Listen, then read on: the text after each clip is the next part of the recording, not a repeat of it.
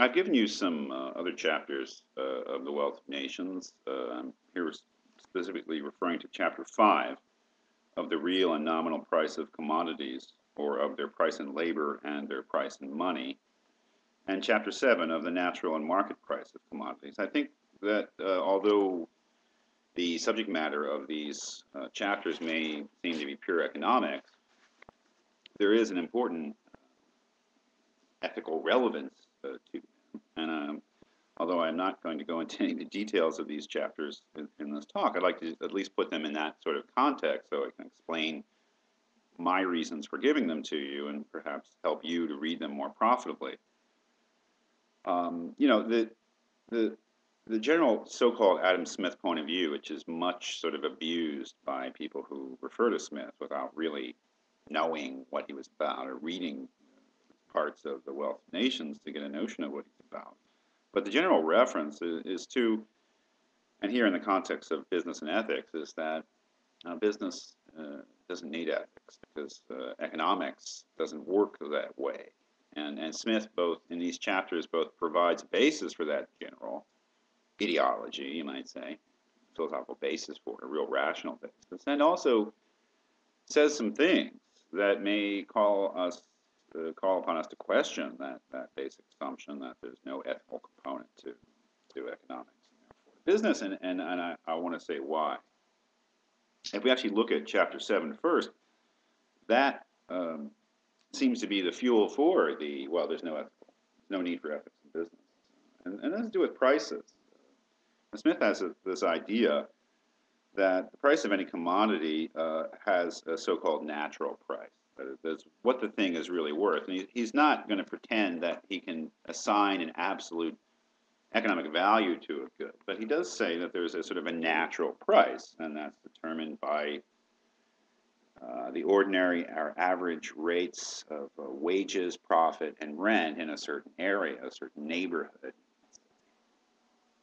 And that when the commodity is sold in such a way to pay the wages, to pay the average rent, to pay a reasonable or one may say a customary profit for whoever is fronting the thing, whoever's putting up the investment, then the thing is sold for precisely what it is worth, as he says.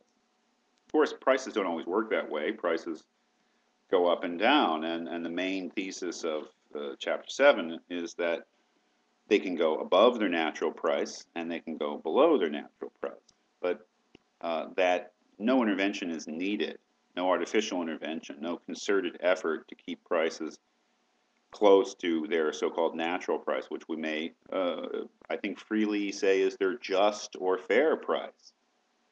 That any intervention would be unnecessary because the market in this regard is self-regulating. And it's that self-regulation, of course, which is such a powerful ethical claim, because any claim that something is self-regulated means that we don't have to make any concerted ethical effort to make it fair or just or right, that it'll do so on its own. And this is a brilliant chapter, Chapter 7. Whether or not it's true is something else. That's, of course, an empirical claim that can only be verified by actually looking at how the world works and looking at how prices are actually formed. But the idea is the basic idea of supply and demand, that prices go above their natural price when demand outstrips supply, and that prices go below their natural price when supply outstrips demand. And that such occasions actually occur. As we well know, there are shortages and there are occasions when there's an oversupply. But if we invoke the principle of self-interest, sort of laying behind all this, Smith says we can see a certain mechanism for the market to correct itself naturally. Prices get out of control when there are shortages, and self-interest then impels producers, entrepreneurs of different sorts to get into that market, to get a piece of that really good action in those high prices. Of course, what that does is increase supply so that it will meet demand, and prices sink back to their natural level. Same principle can be invoked when prices go below their natural price. That is, when there's too much of a commodity, when there's oversupply, self-interest will impel producers to get out of that market, to stop producing that thing because it's not profitable. As they get out and stop producing as much, supply will go down, and it will sink to the level of demand, and prices will go down. It's a brilliant analysis, I think, from an amateur's point of view, from a layman's non-economist point of view, and quite convincing. And what is the ethical upshot is that, at least in this regard, in terms of fair prices, there's no need for intervention. And this, of course, becomes a big issue in Tawney in his description of medieval ideas about economics and the need for authorities of some sort to establish a just price to keep people from being exploited as consumers. This is a specific argument against that. This will come up when we look at Tawney. So that provides a general foundation, I think, for an ideological claim that ethics has no place within economics, because at least in this matter of prices, the market is self-regulating and is in no need of concerted, conscious, ethical thought. It just takes care of itself. It's a kind of another example of the invisible hand type of thing, where people are protected, people are well served, the general social good is promoted without anyone actually consciously trying to reach that end, and it does it by itself. It's almost an invocation of physics, the laws of nature, and no doubt Smith has those things in mind. And there's this famous quote, and you should find it. Actually, it's a good thing to find on your own. There's this point at which that he uses the metaphor of gravitation, and the notion that the natural price is the price towards which actual nominal prices are continually gravitating.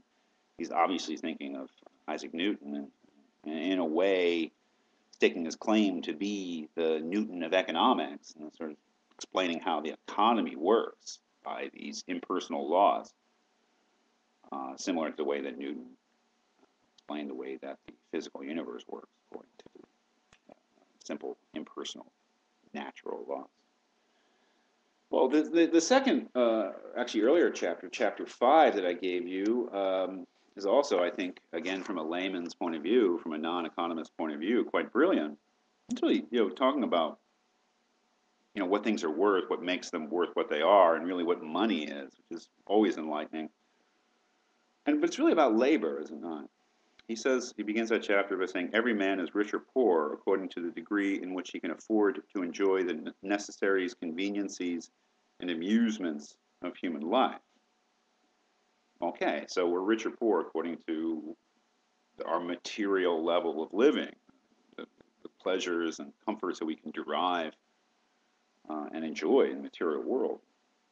But after the division of labor has once thoroughly taken place, it is but a very small part of these with which a man's own labor can supply him. That is, once we reach a certain level of civilization, entails the division of labor and complexity in the way that things are produced, our own individual labor is not enough for us to enjoy these conveniencies and amusements of human life. The far greater part of them he must derive from the labor of other people. Right? That is that notion that we depend upon others from chapter 2. And he must be rich or poor according to the quantity of that labor which he can command, or which he can afford to purchase. The value of any commodity, therefore, to the person who possesses it, and who means not to use or consume it himself, but to exchange it for other commodities, is equal to the quantity of labor which it enables him to purchase or command. Labor, therefore, is the real measure of the exchangeable value of all commodities. Quite a powerful idea. What is anything worth? And this is a commodity, a piece of money, anything that we assign economic value to. What is it really worth? Smith is saying what it's worth is the amount of labor that it can command. If you have $1 in your pocket, what is the value of that dollar? Well, the value of the dollar, like any money, like paper money or gold or silver, it's worthless in itself. I mean, it's not good for anything. Staring at it, feeling good that you have it. In itself, it's worthless. It is only worth as much as it can be exchanged for. And when there's inflation, its worth goes down. When there's deflation, its worth goes up. But what does that mean? Its worth goes up or down? Smith has given us a method for assessing that. Its worth goes up when it can command more labor. Its worth goes down when it can command less labor. What does it mean to command labor? Well, if you have $1 in your pocket, there's an obvious way where that dollar stands for a certain amount of labor. You can hire somebody to do $1 worth of work for you. And the more money you have in your pocket, the more labor you can command, the wealthier you are. So that dollar really represents a certain portion of someone else's labor. And if we're in the situation of hiring somebody to do something, paying wages of some sort or another, then that connection between money or wealth and command of labor is quite clear. But most of the time, we're not doing that. Most of the time, we're buying stuff. So how does that, connect with labor if I'm buying a product?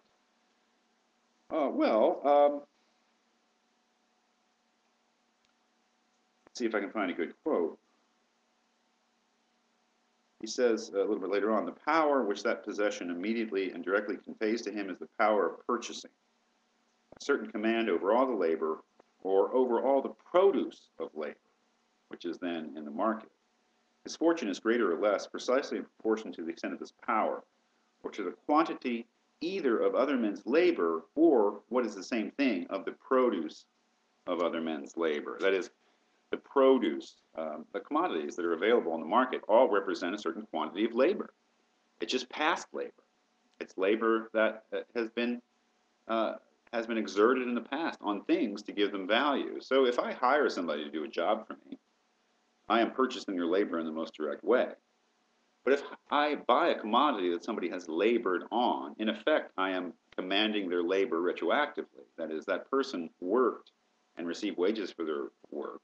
They did. Could be just independent craftsmen of some sort. They did so with the expectation that somebody would compensate them in the future for that labor. Well, now I'm doing it. And in effect, I'm retroactively compensating them for their labor, and I'm retroactively commanding their labor. So wealth really is so utterly tied to command of labor. That is the ability to purchase labor, either in a direct way of directing somebody's activities, getting them to do something, or to buy a thing that somebody has worked on. In both senses, we are commanding labor. Now, this is a very interesting thing, and in a way, it leads directly to Marx and what we'll be talking about a little later in terms of the Communist Manifesto. What we see is that wealth and money and capital connect us up with other people in the form of this command of labor. So to put it in Marxist terms, capital is a social power. It's something that's produced socially, is what he really meant there. But it's something also that gives us social power. And that's really why it's valuable, because why do we want that social power? Because we want the things in life, and we don't want to have to make them all ourselves. As he says, again towards the beginning, the real price of everything, what everything really costs the man who wants to acquire it, is the toil and trouble of acquiring it. What everything is really worth to the man who has acquired it and who wants to dispose of it or exchange it for something else is the toil and trouble which it can save to himself and which it can impose upon other people. What this tells us, of course, is that money, wealth, is inherently social, and that it only makes sense within a social context. And I think right away, if we admit that, and I think Smith would freely admit it, we have engaged in an ethical relationship, relationship of power, relationship of command over other people's activity and labor, is bound to bring with it certain ethical questions. So when people invoke Smith, they invoke him too simply because Smith was too complex a thinker to just simply be an ideology, which is what most people are satisfied with. We're not satisfied with. It's a philosophy class. So seeing the complexities in Smith is part of the leg up you get from reading Smith. So you know that some people who invoke Smith know what they're talking about, and they know about the complexities. Most of them don't. They sort of quote the invisible hand and are done with it, but there are a lot more complexities that raise ethical issues that are in the actual text.